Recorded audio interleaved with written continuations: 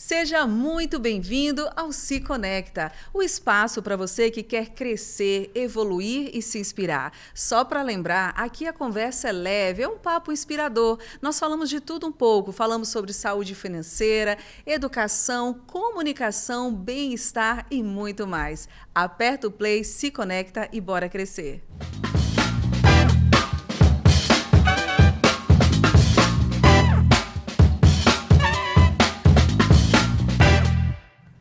Só que antes de começar o bate-papo, trazer a nossa convidada especial desse episódio do podcast, eu quero falar com você que está vivendo um momento importante, decisivo aí na sua vida. Você que está buscando um imóvel, que está nessa fase de transformação, essa mudança, de repente você quer mudar de casa, ou até aquele sonho de investir e crescer, a escolha certa faz toda a diferença. E é exatamente aí que entra a imobiliária Shirley de Miranda, em Guaianazes, uma empresa que entende que não se trata apenas de imóveis, mas de decisões que impactam a sua vida, a sua família e o seu futuro. Com opções para venda e locação de imóveis residenciais e comerciais, a imobiliária não só oferece uma variedade, mas principalmente orientação, segurança e um atendimento que realmente escuta você. Porque mais que encontrar um imóvel, é sobre encontrar o lugar certo para a sua próxima fase. Acesse agora www.shirleymirandaimobiliaria.com.br e comece agora a construir a sua nova jornada, a sua nova fase. Shirley, um grande abraço para você. Confio demais na imobiliária Shirley de Miranda, uma querida. E lá, o legal é que você, além de você ir na imobiliária, você ganha toda uma consultoria da própria Shirley sobre o imóvel que você quer comprar, alugar. Então, vale a pena conhecer Shirley de Miranda em Guaianazes.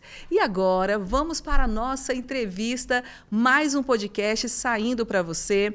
E eu quero, para você que não curtiu ainda o episódio anterior, uma entrevista maravilhosa que nós fizemos, curte, comenta, compartilha.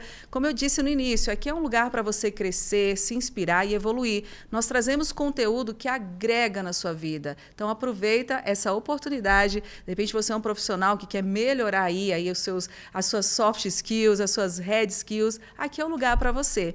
E só para falar também, em breve nós vamos trazer aqui histórias também que inspiram. Então, pessoas que têm histórias de transformação, superação. Nosso podcast está preparando aí uma nova roupagem aí para você. Então, fica comigo que eu tenho certeza que você vai crescer muito conosco aqui. É uma alegria poder ter você aqui no nosso Se Conecta. E hoje o nosso papo é com alguém que une estratégia, comportamento e inteligência financeira, de uma forma bem profunda. Ela é fundadora e CEO da Lume e atua com planejamento financeiro estratégico e também é especialista em Eneagrama, olha que legal, ajudando pessoas e empresas a tomarem decisões mais conscientes e alinhadas com seus objetivos. Ao longo dessa conversa, nós vamos falar sobre trajetória, dinheiro, comportamento e como o autoconhecimento pode transformar completamente a forma como lidamos com nossas finanças e nossos resultados. Então, se prepara, porque a nossa convidada já está aqui. Seja muito bem-vinda, Ana Cláudia Viana, que alegria ter você aqui, seja bem-vinda. Muito obrigada pelo convite, é um prazer estar aqui e falar sobre tudo isso que é a minha grande paixão. Quero saber tudo, inclusive quando eu falei que você ia vir aqui, já teve gente que falou assim, nossa, pergunta a ela sobre alguns assuntos aí de planejamento financeiro, e eu sei que essa é a sua especialidade, então quero saber tudo, mas antes, claro, a gente precisa fazer aquela pergunta, quem é a Ana? Ana, me fala, você nasceu em Mogi? Conta um pouquinho pra gente. Sim, sou mogiana, nasci aqui. Meu início de carreira profissional foi com investimentos, seguros, produtos financeiros de um modo geral, já pensando aí no planejamento financeiro, né? E depois de muito tempo que eu percebi que eu precisava entender de pessoas, né? Em tese, o dinheiro parece racional e lógico, mas não é. As emoções, as vivências, né? A experiência de cada um, ela dita como é que a pessoa vai lidar com o dinheiro. E aí eu fui estudar o Eneagrama, Olha, vamos falar. programação neurolinguística, hipnose exoriana, para entender o porquê que as pessoas, quando pensavam, né, na época, em fazer um planejamento financeiro, ter um fundo de reserva, construir aí um patrimônio, depois elas não cumpriam com as coisas que elas prometiam para elas mesmas, né? Então aí fui estudar a hipnose como uma contrapartida do marketing, né? Você é natural de Mogi. Daqui de Mogi. Você é a filha mais nova, mais velha? Eu sou filha mais velha. Eu sou a mais velha, tenho mais uma irmã. E casei aqui em Mogi, tive filhos aqui em Mogi, Só por estudei aqui em curiosidade, Mogi. na sua infância, como foi sua infância? Foi uma infância leve, tranquila? Você passou alguma dificuldade financeira? Não, Ou não. não teve nada disso? Não. É que eu tenho um tino de negócios que se manifestou desde criança, né? Essa questão de empreendedorismo, né? De você fabricar o dinheiro para você consumir coisas depois. Então, isso não passei nada de dificuldade, não foi por dificuldade. Foi mais por dons e talentos mesmo, a minha condição. Você teve alguém que assim te despertou para esse caminho? Por exemplo, um pai, um tio? Não. Ou foi você mesmo que falou, eu preciso pensar em dinheiro, sabe, em ter uma reserva, eu preciso planejar meu futuro. Quando é que foi? Qual a idade que você já começou assim a despertar para esse caminho? Os meus tios, o meu pai e os meus tios por parte de pai são empreendedores. Isso já é uma questão assim da genética mesmo, assim, né? Então, os dons e talentos vieram.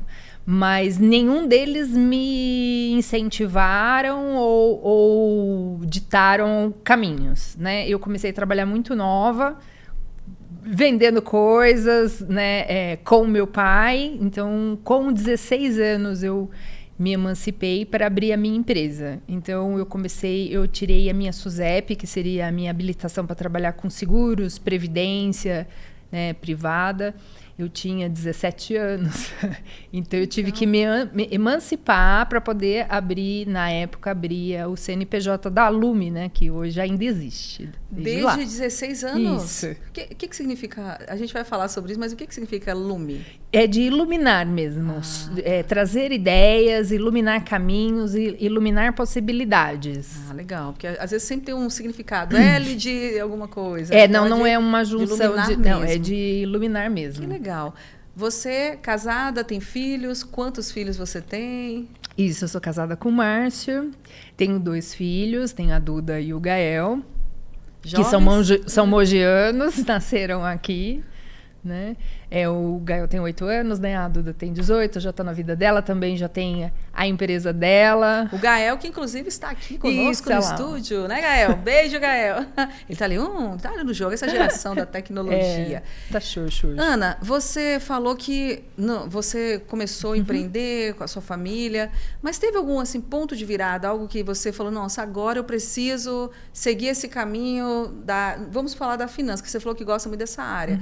Teve alguma coisa que te deu uma impulsionada mesmo, você falou, agora eu vou seguir adiante. Teve algum ponto de virada ou foi a vida te levando aos caminhos? Não, não teve nenhum ponto, né? Eu montei a minha corretora de seguros, comecei e estudei para isso, né? E a parte de planejamento financeiro dentro dos seguros, que é a previdência, seguro de vida, seguro saúde, né? Tudo isso já me despertou a ideia de trabalhar com isso, com planejamento. Aí depois eu fui estudando cada vez mais para aperfeiçoar isso, né? Fiz gestão financeira, depois eu fiz pós-graduação em gestão empresarial, estudei outros tipos de investimentos, mas eu percebi que as pessoas são diferentes uma das outras e percebem o dinheiro de forma diferente, né? Então, aí eu comecei a parar de estudar técnicas, né? O processo técnico dos produtos e comecei a estudar o cliente, né? Aí eu fui para entender o que ele está falando, é o que ele deseja, né? Se ele está comprometido com aquilo que ele está falando que ele deseja. Ó, eu fiz um script aqui para você, mas é um assunto que eu gosto tanto de falar, que eu vou fazer as perguntas aqui. Fique você falou sobre estudar as pessoas. Quando nós falamos de dinheiro, você imagina ou acredita, ou tem certeza, vamos dizer assim, o dinheiro ele tem a ver com as nossas emoções?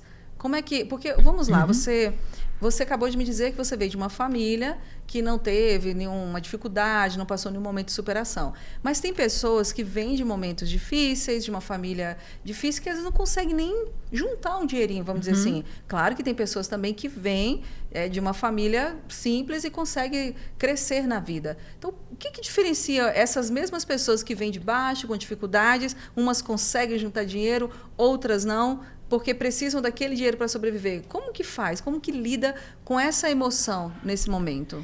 Isso. Aí temos um conjunto de coisas, né? Eu tenho primeiro o perfil comportamental daquela pessoa, né? Então, assim que a gente nasce, nós começamos a desenvolver o nosso perfil comportamental, que é um conjunto de comportamentos que nos dá identidade, né? Então, é por isso que eu estudei o Eneagrama, para entender essas multiplicidades de personalidades, né? E o Eneagrama, ele responde muito bem isso, né? Quem é você, qual central de inteligência que você utiliza, se você é um instintivo, você tem tendências a ser mais impulsivo, reativo, se você utiliza a central emocional para se comportar, você tende a se comportar de acordo com a emoção, se você é um mental, você se comporta mais logicamente, mais racionalmente, as emoções não interferem nas suas decisões. Então, como a pessoa utiliza as centrais de inteligência dela vai fazer toda a diferença de como ela enxerga o dinheiro, né? Isso é o perfil comportamental. Depois disso, eu tenho a experiência da vida dessa pessoa, né? Como você me perguntou se eu tive alguma fase difícil, né? Como que as fases difíceis funcionam para personalidades, cada um vai reagir de um jeito, né? Ninguém responde igual.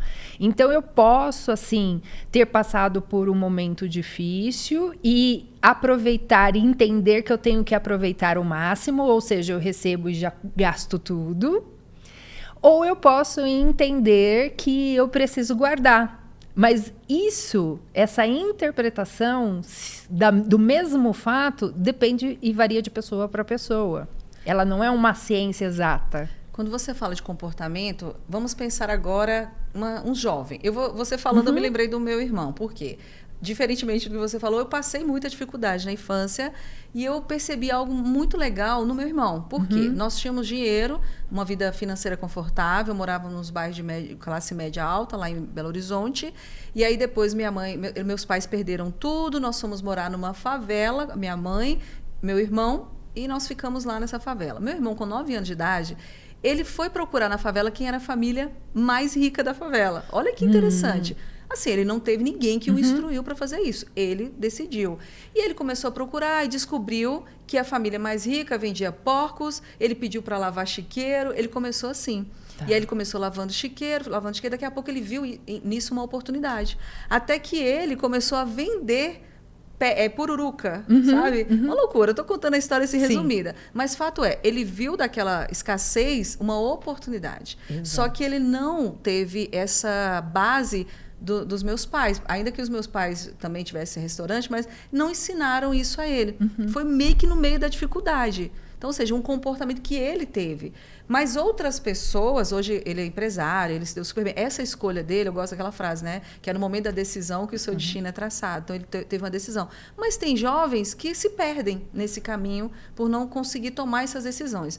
Esses comportamentos, quando você fala de comportamentos, você avalia os mais adiante ou já dá para ter uma noção, por exemplo, um jovem, sei lá, de 15 anos, você já consegue trabalhar Nesse exemplo aí que do seu irmão é nítido que ele tem um pensamento empreendedor. Então, muito provavelmente, ele já tinha isso como habilidades dele, nata dele. Entende? O empreendedor, ele é inquieto, ele não está buscando tranquilidade e segurança, ele está buscando oportunidade e fazer o máximo que ele pode com aquilo que lhe apresenta, que é isso que você falou. Quem é que tem condição de me arrumar um emprego aqui? Então, é um pensamento, né? Quando eu vou procurar essa família mais rica dentro dessa comunidade, já é um pensamento que eu vou procurar alguém que possa me ajudar. Eu não vou procurar qualquer pessoa. Então, você começa a observar o pensamento empreendedor já nato dele, novo, sem ninguém incentivar. Mais ou menos isso aconteceu comigo. Então, tem coisas que já são natas. A habilidade de comprar e vender. Então, assim, eu compro uma máquina fotográfica. Na minha época, tinha máquina fotográfica. Eu nem sei o que é isso. Brincadeira. 36 poses. Já tô quase um 5.0 aí. Né? Então, eu me lembro que eu tinha uns 11 anos. 10 para 11 anos, eu ganhei uma máquina fotográfica, né, e eu não sabia o que fazer com ela, e eu rifei ela para comprar tênis. Então, assim, é um pensamento já que manifesta naturalmente na criança, né, no meu caso, na época, na criança, no seu irmão, porque já é uma habilidade inata. É lógico que quando a gente tem os pais entendendo essas habilidades, né, investindo nelas, você vai potencializar, né? E aprender a usar. Porque, por exemplo, se de repente a sua família continuasse bem de vida, o seu irmão nunca seria apresentado a uma oportunidade de exercer esses dons. Ele ficaria no que a gente chama de zona de conforto, sem se arriscar, você entendeu? Que interessante que você falou. Aí eu já lembrei agora da minha sobrinha. Ela adora fazer aquelas pulseirinhas. Aí uma vez ela começou a fazer as pulseirinhas para vender. Olha, mãe, compra para... Falou com a mãe dela. Mãe, compra para mim. Minha filha. Então ela começou a fazer para vender. Eu falei, olha, empreendedora. Minha filha. Agora é o seguinte, existe um padrão comportamental por trás de alguém que não consegue prosperar? Sim, vários.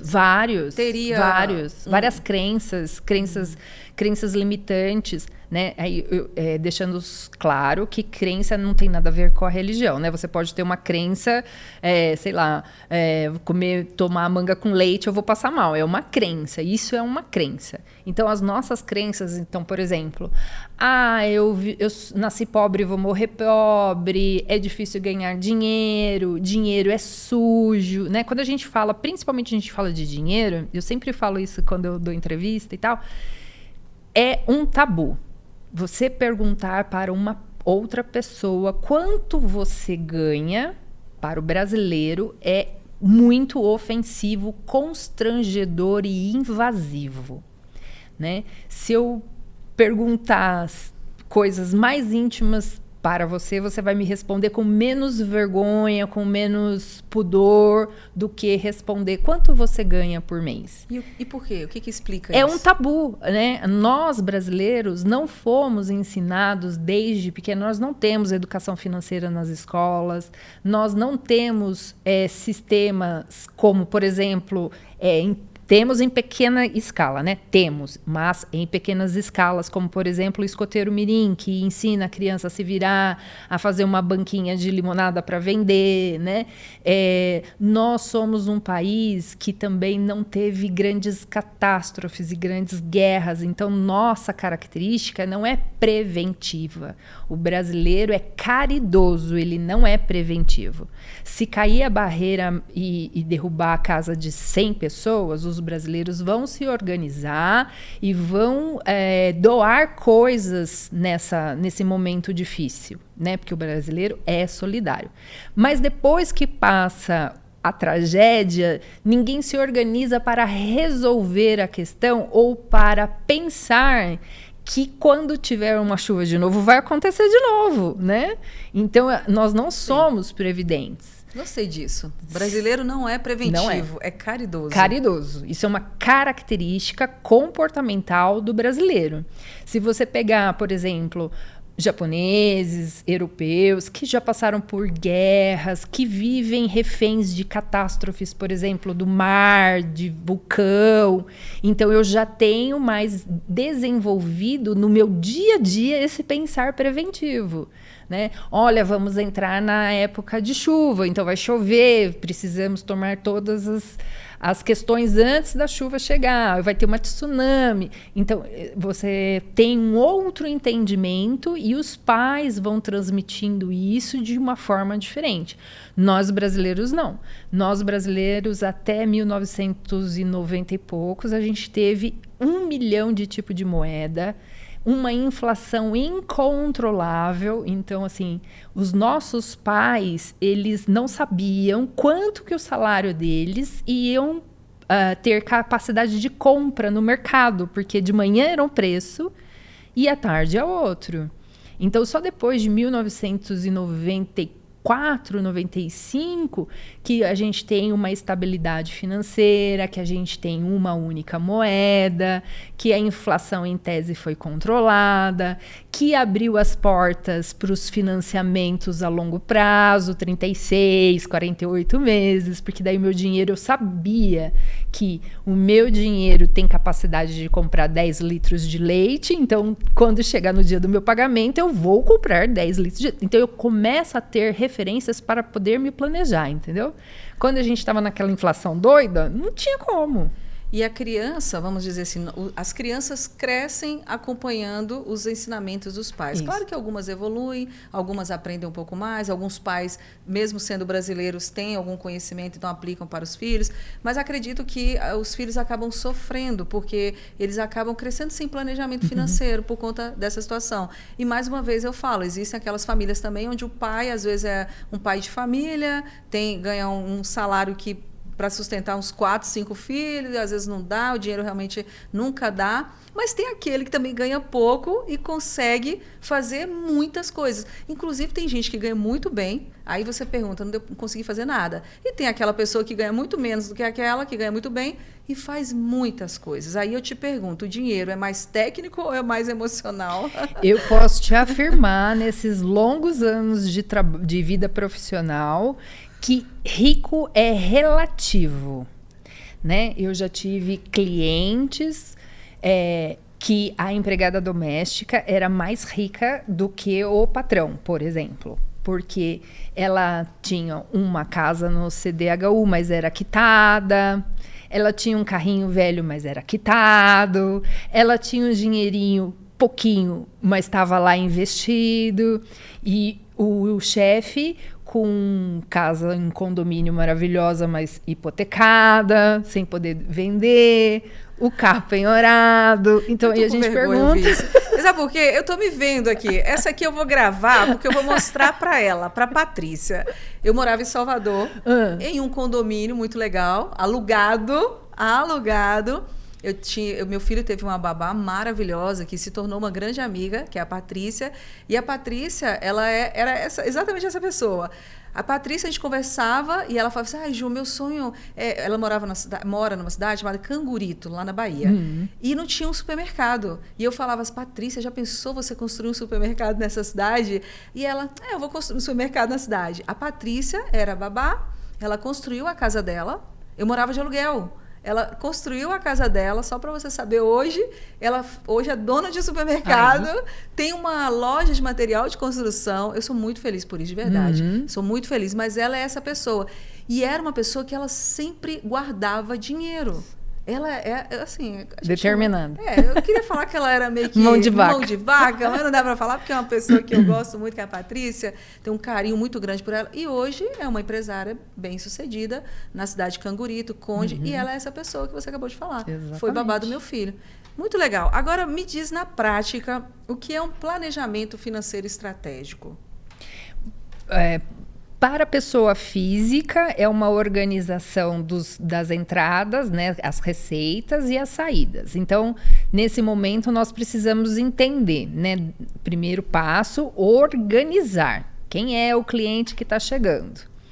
Organizar as despesas, entradas e receitas e entender o perfil comportamental dele. Que tipo de perfil no Enneagrama ele é, para que eu entenda qual vai ser as facilidades e o jeitão que a gente vai construir esse planejamento, né? Quando eu falo jeitão, é porque cada central de inteligência requer questionamentos e posicionamentos diferentes. Então, quando eu falo com o instintivo, ele quer para ontem, ele quer resolver, ele quer já. Quando eu falo com o emocional, ele está disposto a mudar a qualquer momento. Então, nada é muito certo. Ele quer ter a possibilidade dele mudar de opinião, uma coisa mais aberta. Quando eu falo com o mental, eu já vou ter que ter questões técnicas mais pontuais. Ele vai me testar a intelectualidade daquilo que eu estou ofertando, quanto produto financeiro, por exemplo. Organizamos, entendemos quanto que entra, quanto que sai. Se houver sobra, essa sobra nós vamos planejar. O que você quer para o seu futuro? Então, você pensa em aposentar? Você pensa você é um CLT, quer complementar a aposentadoria? Não sou CLT, não contribuo para o INSS. Como que você vai ter uma renda mensal vitalícia depois, quando você já estiver velhinho, né? Isso no caso de pessoa física. Quando a gente fala de pessoa jurídica, aí a gente utiliza a estratégia de várias formas. Porque eu preciso pensar na venda, né, na captação. Então, eu preciso pensar qual vai ser as metas de vendas, as metas de receitas. E depois eu tenho que pensar no destino dessa empresa. Então, ela vai querer comprar um automóvel, vai querer comprar um prédio, um equipamento, ela vai guardar dinheiro para dividir com sócios, ela vai ter um fundo de reserva para que, se der alguma coisa, ela tenha dinheiro para indenizar os funcionários. Então, aí vem a estratégia, né? Por onde nós vamos? E pensando, no mínimo, no caso de empresas, há 5 anos. Daqui a 5 anos. A gente pensando que é a coisa mais simples. Espera aí, ela está falando... Você avalia, então, o comportamento da pessoa para entender... Porque é o seguinte, veja se tem a ver. Eu faço terapia e ela me ensinou uma coisa muito interessante. Por exemplo, que existe aquela pessoa que é muito questionadora. E o questionador, às vezes, ele tem um pouco de dificuldade em algumas situações, porque ele está sempre questionando. Já aquela pessoa que não questiona e tal, ela já tende até a se jogar mais rápido. Às vezes, ela até alcança resultados mais rápidos. No seu caso, você está falando sobre comportamento. Então, você faz uma análise desse perfil. Vamos falar da pessoa. Vamos pegar agora a pessoa física. Você faz uma análise desse perfil para entender se essa pessoa... Vou falar do meu jeito, tá, Ana? Tá, se claro. De repente essa pessoa vai dizer, não, Ana, eu vou investir, ou se no meio do caminho ela vai mexer nesse investimento para fazer outra coisa. Isso, exatamente. Que é um risco que acontece muito. É que, assim, como eu te disse... os produtos financeiros, quando eu comecei a minha vida profissional, eu trabalhava com produtos financeiros. E nós temos produtos financeiros caros, mais ou menos, e baratos. E temos produtos para curto, médio e longo prazo.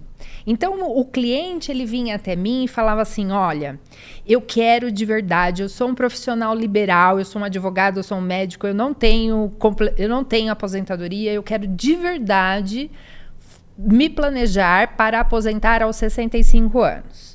Então, 65 anos a gente está falando de longo prazo. Aí o que eu fazia? Eu ia no mercado e comprava o produto de longo prazo e vendia para esse cliente.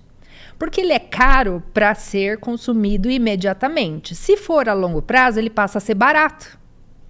O pedido do meu cliente era a longo prazo. Mas passava 2 anos, ele sacava esse mesmo dinheiro que ele jurava que era para aposentadoria para ir para Disney.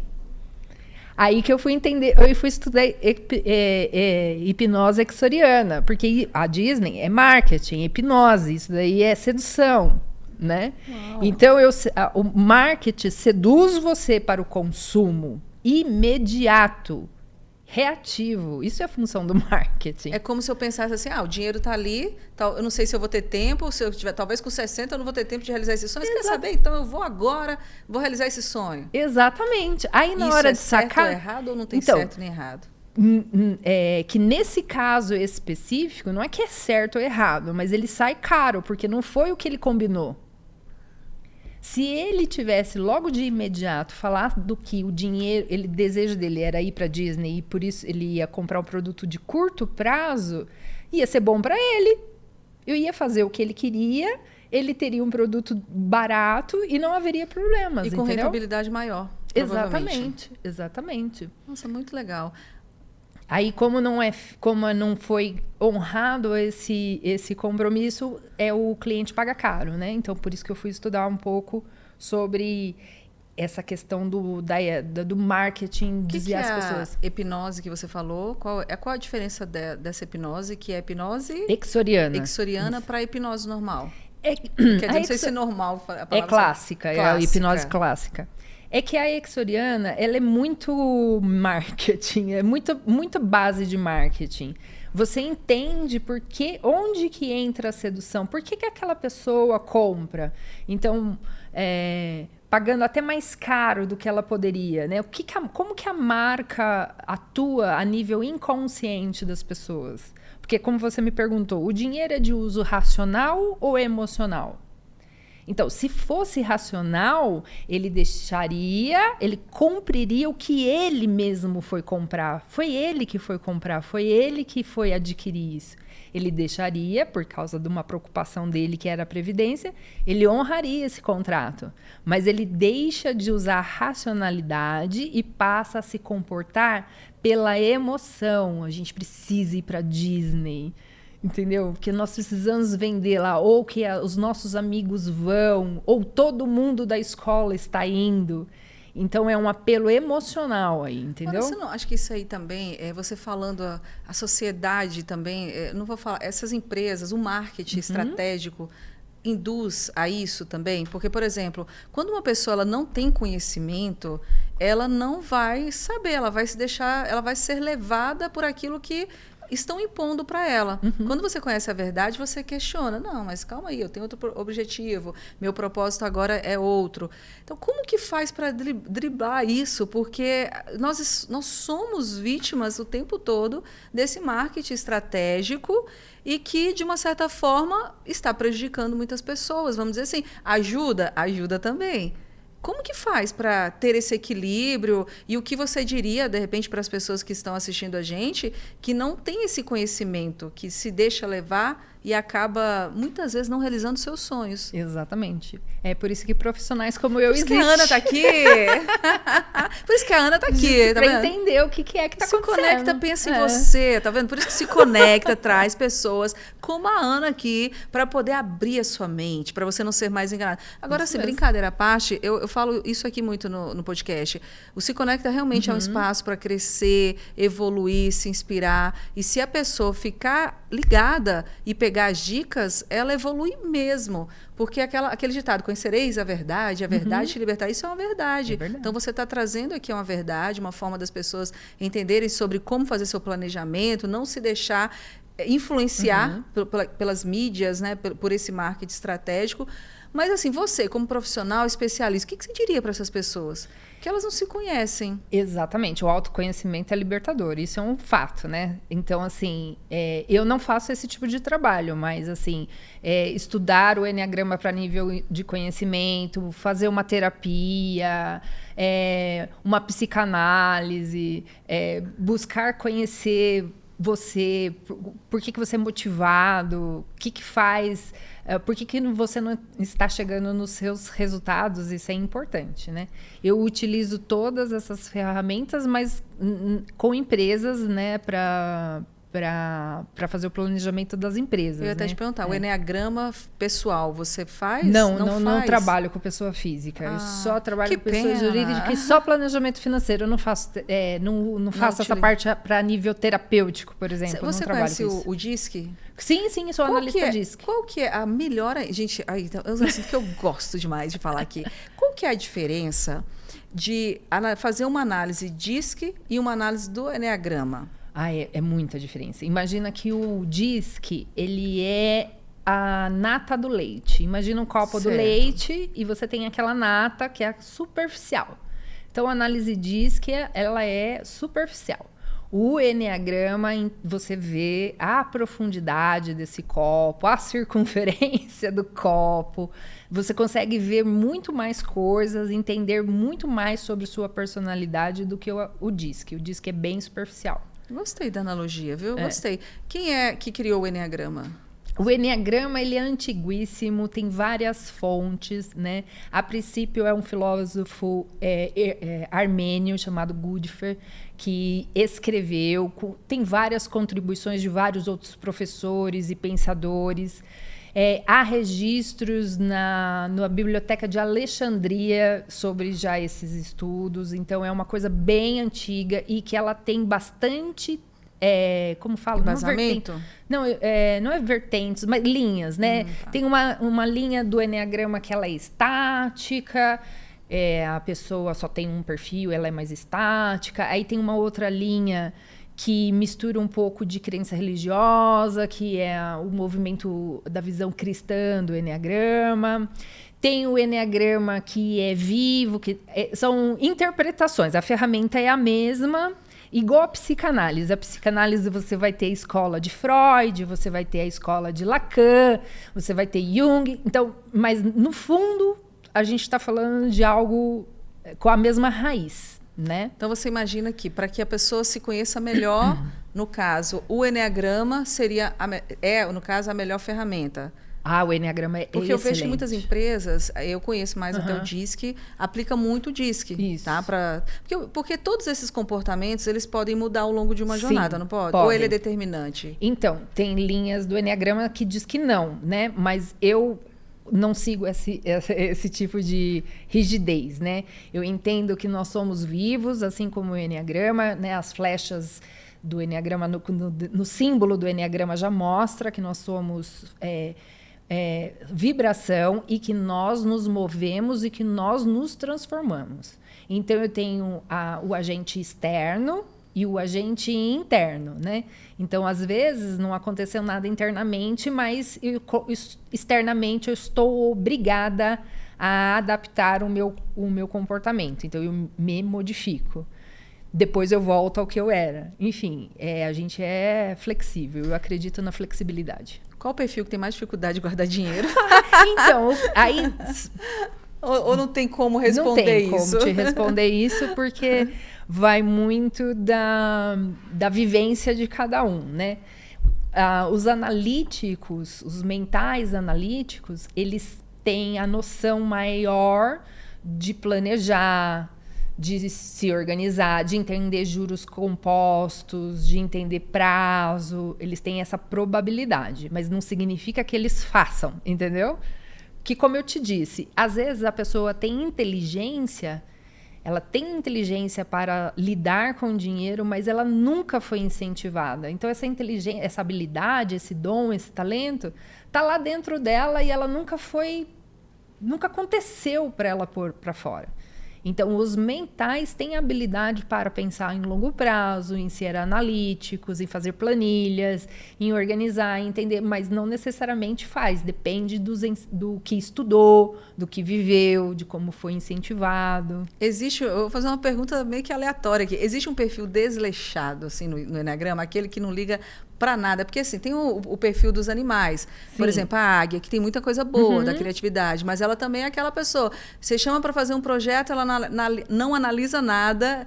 Vamos jogar, né? Bora! E se joga de cabeça sem analisar os prós e os contras. Existe um perfil assim desse jeito no Eneagrama, que não analisa nada e que se joga total e que muitas vezes pode correr risco e até prejuízos na sua própria vida?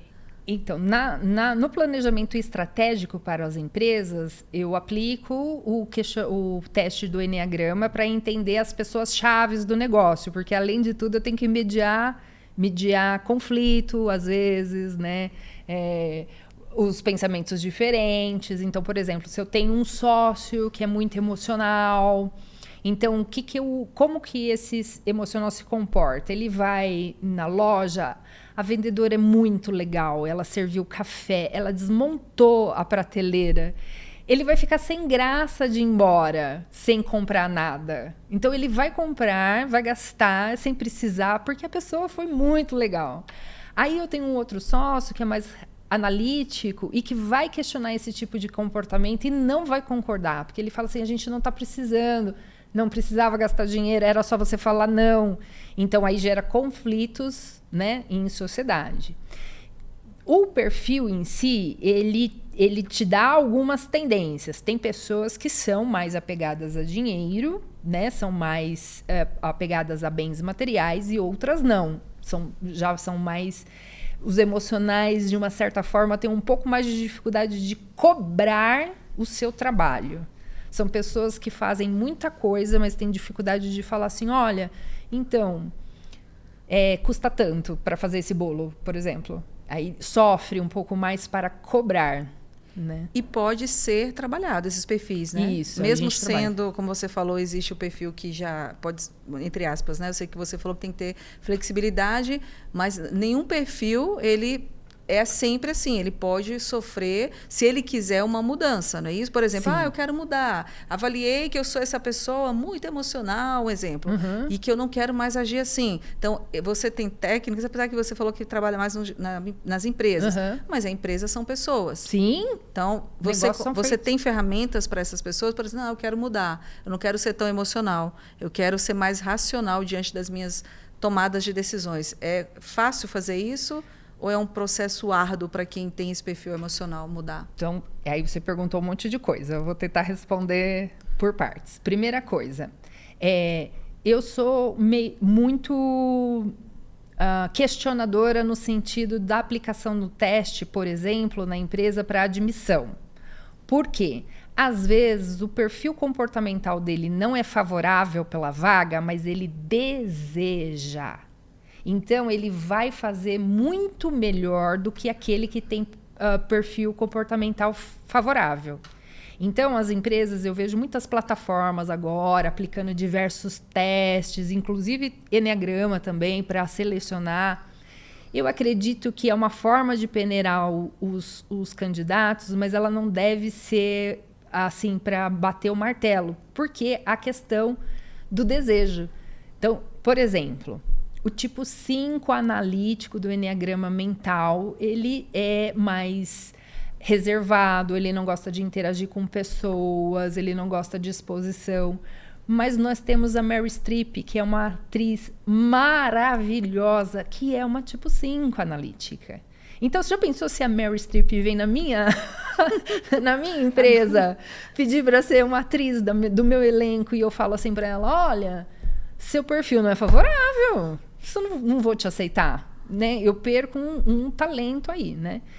E o contrário, né? Eu tenho talento específico para aquela vaga, então eu tenho o perfil comportamental correto para um comercial, por exemplo, só que a pessoa não quer. A pessoa não quer. A pessoa não quer se mexer, a pessoa não quer aquilo. Não adianta você aplicar ferramenta, aplicar um processo de coaching para ela se aperfeiçoar, porque ela não quer. O corpo dela vai estar presente e vai ser igual o Charlie Brown. Não sei se você lembra do Snoopy, do Charlie Brown, que ele ficava olhando para a professora e a professora blá, blá, blá, blá, blá, blá, blá, blá, blá. Lembro. Nossa, isso entrega a idade. Seu trabalho, Ana, é muito essencial. Você falou uma coisa muito legal, essa questão da entrevista de emprego. Quando você avalia um candidato, se as empresas fizessem isso, eu acredito que muitas empresas contratariam melhor. Eu vejo muitas empresas também, eu faço treinamentos corporativos, e empresas com pessoas que são muito operacional e o CEO da empresa, por exemplo, querendo colocar para a liderança. E a pessoa não quer. Não quer. A pessoa quer ficar no operacional, porque Já a pessoa vi isso. gosta. E aí, quando a pessoa sobe, ela se torna líder, mas ela continua operacional. Ela tem dificuldade de cortar esse cordão umbilical. E se o seu trabalho é essencial nessa hora, por isso, porque se a pessoa não quer, o que faz nessa hora? Deixa ela no operacional, sobe uma outra, de repente aquela pessoa que não é tanto operacional, mas que quer muito, de repente ela vai subir e vai performar muito melhor? Exato. Seria assim essa análise? Já trabalhei para inúmeras equipes de venda, corretor de imóveis, corretores de investimento, vendedores de carro, vários tipos de equipe de vendas, equipe comercial.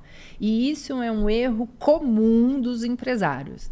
Eu pego o meu vendedor, que vendeu horrores, vem batendo metas meses seguidos, e quero premiá-lo como gerente ou diretor daquele departamento comercial. Só que o fulano nasceu para ser um bom vendedor. ele não tem trato com os amiguinhos, ele é violento nas vendas, então ele pega as vendas dos amiguinhos e não passa comissão. Porque nós temos... Se a gente tem um vendedor que bate a meta, ele é agressivo e ele fica o dia inteiro só pensando em vender. E quando ele vai para a gerência ou ele vai para a diretoria, ele tem outras demandas para pensar que não venda. Ele tem que lidar com o conflito dos amiguinhos, ele tem que lidar com o cliente reclamando. N situações que tiram o foco dele da venda. Aí ele não bate a meta da venda e não é um bom diretor e depois a empresa se vê obrigada a dispensá-lo. Né? E olha o retrabalho dessa contratação, desse tempo de tirar esse funcionário que estava lá dando resultado, aí passa para a liderança e aí de novo uma nova contratação. Porque é toda uma burocracia. Você tirou ele da venda, você registrou ele como gerente ou prometeu comissão acima sobre a equipe, daí esse vendedor ele não vai querer ser rebaixado de novo, então aí já desanda o relacionamento e aí você perdeu um excelente vendedor. Então sim, existem pessoas que são boas para determinadas coisas e que se tirar daquele determinado lugar ela não vai ter resultado. Deixa a pessoa lá, não é verdade? Deixa lá. Aí é que entra o seu trabalho. Vamos falar da Lume. Como que nasceu? Você falou que já tinha bastante tempo, mas assim, como que nasceu a Lume e qual a intenção por trás dessa criação? Então, a Lume nasceu em 1996. Nossa, dia desses. Dia desses. Ou seja, mais de 20, quase, 40 e... Nossa, 40 e... 50 anos. Não, 20... Peraí, 96? Pelo amor de Deus, calma aí. 96. Ah, não, 96. 27 anos. 27, nossa. 27 anos. Boiei aqui, 27. 26 anos, isso, 26. 20 algumas coisas. Mais de 20 anos. Mais de 20 anos existe a Lume. Já tenho a minha vida profissional. E qual foi essa intenção por trás dessa criação? Então, quando eu abri, era uma simples corretora que era focada em planejamento familiar, né? Financeiro familiar. Depois eu vi a empresarial, né? E daí eu fui me aperfeiçoando. Mas o objetivo da empresa é isso. Os empresários, eles são muito solitários, né? Então, aí eu faço um papel de conselheira administrativa desse empresário. Porque ele, às vezes, sei lá, tem uma folha de 15 mil reais para pagar e ele não tem dinheiro. Ele vai comentar isso com quem? Ele vai comentar isso com o funcionário? Ele vai comentar com a esposa? Onde que ele desabafa? Onde que ele é incentivado a pensar? Né? Então, a Lume vem fazendo esse papel de conselheiro administrativo, um mentor de carreira, uma mentoria de carreira, porque o empresário ele tem que pensar numa carreira, não só no destino da empresa dele. Então, ele vem mais com esse suporte para ajudar as pessoas a pensar e não ficar nem refém do marketing e nem refém de grandes instituições bancárias. Porque nós temos duas situações. Como eu te disse, falar de dinheiro é tabu. Se eu estou devendo, eu me sinto envergonhado. Não vou procurar ajuda porque eu estou com vergonha. Se eu tenho muito dinheiro ou dinheiro para investir, a cultura popular me diz, vamos lá no gerente do meu banco, ou até mesmo na consultoria de planejamento financeiro do meu banco. Chega no banco, o banco ele tem interesses próprios. Ele não está interessado em você. De jeito nenhum. Ele vai te oferecer produtos que são bons para a meta do mês dele, né? E aí, às vezes, você está achando que você está fazendo um bom negócio, porque é um bancão, um banco tradicional, é seguro. Estou falando com o gerente do meu banco, ninguém vai saber quanto que eu tenho na minha conta. E, na verdade, você está deixando o seu patrimônio ser comido. Você pode potencializar isso, né? E aí é onde você entra isso. Vamos dizer que essa seria a sua diferença para uma consultoria tradicional? Isso. Para a consultoria financeira que você traz para as empresas é diferente dessa consultoria tradicional aí que todo mundo... Exatamente. Todo mundo não, né? Tem os profissionais também que fazem. Sim, claro, assim, né? lógico. Mas assim, é exatamente esse alerta, esse abrir os olhos, clarear a mente, iluminar, onde você mostra, ó, não, por aqui não, vão por esse caminho, mesmo porque mais de 20 anos estudando essas estratégicas, ninguém melhor do que você para poder direcionar esse caminho. Exato. Aí o gerente do banco, um exemplo, né? Eu preciso vender consórcio. Aí eu ligo para você e falo, olha, tô vendo que você tem um dinheirinho aí, compra o consórcio. Só que assim, o consórcio você não está precisando, você não vai usar. Então, ele não é um investimento para você, adequado para você. O seu perfil comportamental aguenta esperar 200 meses para ter o seu objeto? Não, você é impulsiva. Então, você vai comprar e pelo seu perfil, daqui 6 meses você vai querer resgatar e você vai ter prejuízo. Então, esse produto não foi feito para você. Então, é uma coisa costurada, uma coisa de alfaiataria, você entendeu? Eu não tenho obrigação com nenhuma instituição de vender absolutamente nada. O cliente que me fala o que ele quer comprar, eu vou no mercado e compro para ele aquilo que ele precisa, moldado às características dele, entendeu? Adorei, muito bom. Se você pudesse, Ana, dar um conselho agora para quem está assistindo a gente que precisa organizar a vida financeira, o que você diria para essa pessoa? Primeira coisa, se é um ciclo, reflita, isso é um ciclo repetitivo? Você sempre está endividado? Né?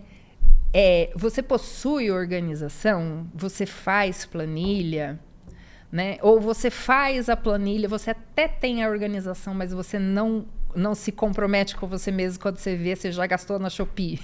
Né? Então, isso. Do que você sofre? Porque não é o dinheiro. Não é o dinheiro. E de verdade eu volto a falar que nesses anos de experiência eu posso dizer claramente que não é o quanto você ganha que vai te fazer rico ou não. E entenda, rico não é você ganhar milhões por mês. É você ter uma vida tranquila, né? Você ter o seu dinheirinho guardado, você ter a sua casa quitada, você ser uma pessoa rica em paz, né? Porque o descontrole financeiro, ele gera desequilíbrio emocional, ele atrapalha relacionamento familiar, ele gera trauma nas crianças, né? Noites de sono sem dormir vai impactar inclusive a saúde física. Então, assim, eu escuto muito isso. Ah, mas o meu problema é que eu tenho que ganhar mais. Ah, o meu problema é que eu tenho que ganhar mais. Aí você vai ver a linha da vida da pessoa, a pessoa ganhou mais e continuou gastando mais. Então, o que é que está por detrás do seu descontrole financeiro? Sim. Que tipo de emoção nós estamos tendo aí por baixo desse descontrole? Então, o primeiro passo, você acredita que é a pessoa entender... Se analisar. Se analisar. Né? E aí sim, eu preciso buscar ajuda, outro assunto, né? Eu estou endividado, você precisa de ajuda, porque se você sempre está endividado, fazendo as coisas que você acha que é certo, não está certo, porque o resultado não está vindo. Interessante, uma pessoa está endividada e ela não sai daquela roda dos ratos, que a gente, né, conhece bastante aquela roda. Então, por exemplo, a pessoa está endividada nesse momento, você sugere o quê? Que ela vai pagando as contas mais altas, as menores, que ela não pague conta nenhuma no momento. Tem um passo assim, tipo uma dica ouro. Ó, nesse momento, se você está aí endividado, qual o primeiro assim que você tem que fazer? Quebre todos os seus cartões de crédito. É uma dica boa. E esqueça de parcelados. Boa. Esqueça, isso não lhe pertence. Legal, né? Boa dica. Já começa por aí. Se eu preciso parcelar, é sinal que eu não posso comprar. Olha! É uma coisa bem simples. Tá indo contra um monte de gente aí, né? Porque às vezes a pessoa fala, não, parcela seu sonho. Parcela seus... Eu escutei muito isso. Eu trabalhei numa empresa e falavam muito, mas eu sabia o que estava por trás desse parcela seu sonho. Venda de comercial, porque era né? uma empresa de metas. Então, parcela seu sonho, vendedora, porque Claro. você vai vender muito e aí seu salário vai ficar todo ali Então, comprometido. Mas elas eram felizes também, parcelando os sonhos delas e tal. técnica de marketing é um tipo de hipnose. Você não está pagando R$2.000. Você está pagando 10 de 200. 10 de 200 cabe no seu bolso? Então, eu já tirei o seu foco do assunto real e estou encaminhando você para onde eu desejo. Isso é hipnose, isso é marketing. Gente, é muita coisa pra gente conversar aqui, viu, Ana? Ana, adorei o bate-papo. Muito Ficaria aqui obrigada. horas e horas falando com você. Ainda mais que é um assunto bem legal, falar sobre planejamento financeiro, falar sobre Eneagrama. Gostei demais da sua estratégia em trazer o Eneagrama para dentro desse projeto, né, de estruturação, de planejamento comercial, porque realmente a gente precisa se conhecer para entender o que está por trás das nossas emoções, dessa compulsividade em gastar, em comprar. Por que a gente faz o que faz? Eu imagino que se as pessoas se conhecessem melhor, elas iam realmente assim alcançar resultados muito melhores em suas vidas. E gostei do que você falou também sobre a questão de riqueza. Às vezes o que é riqueza para um é diferente para outro. Falando sobre essa parte de investimento, eu lembro um aluno meu, a gente estava conversando, e aí eu estava sem nada de investimento, sem nada. Eu estava zerada de dinheiro. E aí ele conversando comigo, você está com dinheiro guardado, Ju? Aí eu, não. Você não está... Ele, não, achou um absurdo. Ele, o quê? Você não tem uma reserva de emergência? Eu fiquei com tanta vergonha na hora, Ana, que eu fiquei pensando... Não é vergonha assim de mim, tá? Não é da situação. Aí eu falei, caraca, ele tem razão. Depois daquele dia, eu comecei a guardar. E aí, claro, né? Não estou assim, mas assim, eu sempre estou guardando dinheirinho, porque a gente tem que ter uma reserva de emergência. E é gostoso quando você fala assim, nossa, eu vou falar do meu jeito, né? Minha riqueza. E, poxa, eu estou a fim de almoçar com meu filho no restaurante tal. Eu tenho dinheiro guardado para fazer isso. É muito legal isso. Isso é riqueza. É uma alegria. Isso é riqueza. E meu filho, assim, super controlador. Ele fica, mãe, guarda dinheiro, mãe, para de gastar dinheiro, guarda seu dinheiro, para de comprar presente, que ele fala que eu compro presente para ele, ele não guarda seu dinheiro, minha mãe não precisa. Mas eu me sinto feliz, porque quando eu vejo que eu tenho uma reserva de emergência para fazer o que eu quero, como já aconteceu de eu não ter. Então eu fiquei com muita vergonha naquele dia que o aluno falou, você não tem uma reserva de emergência? Eu falei, caraca, não. Tô zerada. Tem uma crença limitante muito comum, né? Que é, eu só vou investir quando sobrar dinheiro. E não é assim. O investimento deve estar incluso na sua planilha de despesa. E um dinheiro que seja confortável para o seu orçamento, para que depois você não precisa sacá-lo. Então, por exemplo, um dinheiro de pizza. R$50, R$60, não vai fazer diferença no meu orçamento? É esse dinheiro que você vai começar a investir. Aí nós temos uma outra questão que é muito tabu também. Investimento versus poupança. Poupança é um tipo de conta, não é investimento. Poupança é só um tipo de conta bancária, ela não é investimento. Poupança não é investimento, título de capitalização não é investimento, isso daí não é investimento. E o que seria um investimento? Investimento é você colocar esse dinheiro para render juros acima da inflação. Então, investimentos pode ser um fundo imobiliário, pode ser um fundo de renda fixa, pode ser uma previdência privada. Aqueles porquinhos que aparecem nos bancos. Isso. Que dá uns 100% aí no CDI, né? Acontece também. Que quando você tem pouco dinheiro, esses porquinhos funcionam super bem até você conquistar aí R$1.000, R$5.000, para você procurar investimentos que te paguem mais, né? Esse porquinho é só para poupar, para guardar um pouco esse dinheiro até você ter uma quantidade maior para você poder investir em outros produtos que rentabilize melhor. Que ainda é melhor que a poupança. Qualquer coisa é melhor do que poupança. Por favor. Eu também não coloco nada na poupança mais não. Gente, que isso? A conta corrente ou poupança? Poupança, achando que tá... Não, eu achava também que guardar dinheiro na poupança era bom. Antigamente, a gente aprendeu sobre isso. Não, coloca na poupança. Isso é o que o sistema bancário quer que o brasileiro continue acreditando. Que a poupança é seguro, né? Isso é uma mentira propagada intensamente com o propósito que os brasileiros deixem o dinheiro lá para os bancos trabalharem, porque é muito melhor para o banco do que para o cliente. Tá aí, gente. Essa é a Ana Viana. É isso aí. Ana, eu amei conversar com você. Tá super convidada para voltar aqui quando quiser no nosso programa, tá? Para poder trazer mais insights. Afinal, a Ana Cláudia trabalha com isso há muito tempo, tem a Lume. Se alguém quiser agora entrar em contato com você, qual que é o contato? Como é que faz para fazer esses testes aí com você? Ou ter uma consultoria empresarial mesmo para poder performar melhor, entender também a situação, porque às vezes a empresa está precisando entender o que está acontecendo, que não está conseguindo fazer dinheiro, que está, como você falou, a conta não bate, não fecha, a folha está desorganizada. Onde encontrar a Ana Cláudia para salvar essas pessoas? Por favor. Eu tenho um site, né, pensilume.com, e o meu celular, né, um telefone de contato que é o 950 50 55 51. A Lume também, o Instagram? É @pensilume, é mesmo nome do site.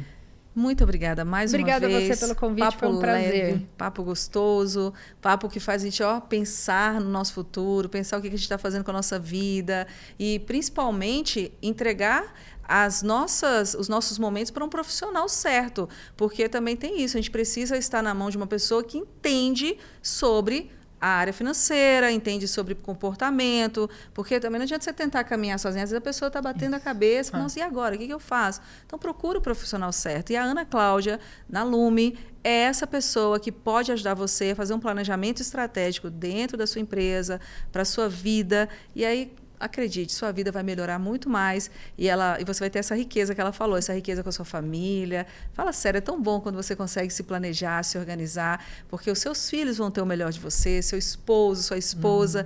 E sem contar que quando você olhar no espelho você vai respirar e falar, ufa, estou bem, sabe? Estou tranquila. É isso que a gente deseja aqui no Se Conecta, que você viva uma vida leve, uma vida confortável, feliz e que você se conecte com pessoas como a Ana para poder ajudar você. Mais uma vez, obrigada. Obrigada a você, foi Super um prazer. convidada Passou super rápido, Super obrigada. rápido, então, para você que acompanhou, esse foi mais um episódio do nosso Se Conecta. Aperta o play e bora crescer.